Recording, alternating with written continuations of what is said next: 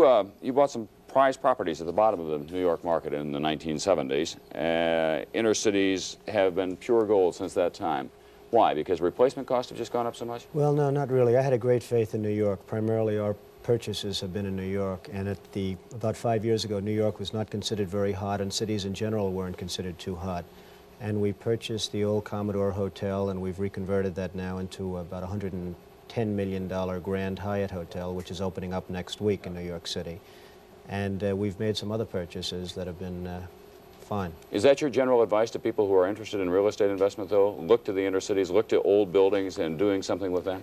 Well, I like the inner cities. I see the inner cities as being sort of a wave of the future now. I think with the problems of fuel and the gasoline shortages and everything else, and the transportation, especially in the major cities such as New York and Los Angeles and Chicago, I see the inner cities as being probably, in terms of a real estate or in a real estate sense, probably the most viable investments. But it's going to be expensive. Apartments in New York City alone, one bedroom, not very large at all, $650 a month. That's tough for the working class, isn't it? And that's actually now a very low price. In fact, if you have any of them available, I'd like to maybe... I know where I can sell 1,000 of them at that price. Right. Actually, that is a low That's price. Right. That's really a very low price now. I know of a couple of buildings, for instance, an Olympic Tower, which is on 51st Street and 5th Avenue. Apartments are being rented by the condominium owners for $5,000 and $6,000 a month, and they're one-bedroom and two-bedroom apartments. So it's, when you say $600, even in other sections, it's almost becoming a low price. What happens to some of the old buildings in the inner cities that are works of art? You were recently the object of a lot of controversy because you destroyed some sculptures on a building that you bought at the Metropolitan Art Museum wanted. Why did you have those destroyed, first of all, and what happens to the look of a city?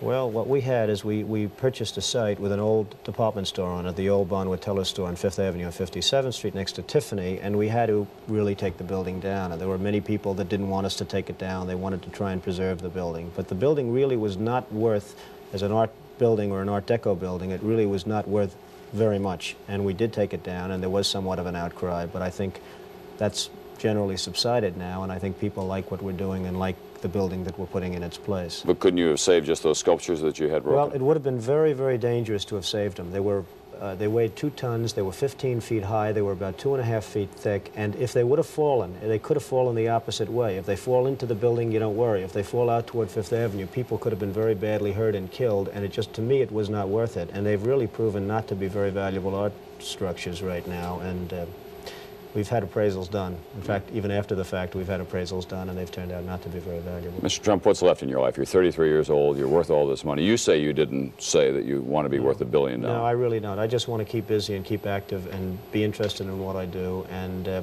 that's all there is to life as far as I'm concerned. I really am not looking to make tremendous amounts of money. I'm looking to enjoy my life, and if that happens to go with it, that's fabulous. Give me one final bottom line. In 5 years, the price of a hotel room in New York City will go for? It could be $1,000 a night. Start saving your money, folks. Just one night, $1,000.